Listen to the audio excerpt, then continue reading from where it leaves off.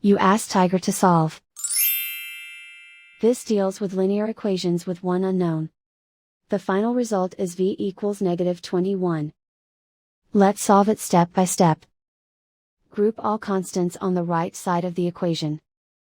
Subtract 12 from both sides. Group like terms. Simplify the arithmetic.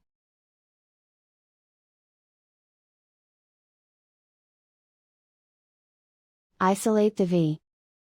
Divide both sides by -3. Cancel out the negatives. Simplify the fraction. Move the negative sign from the denominator to the numerator. Find the greatest common factor of the numerator and denominator.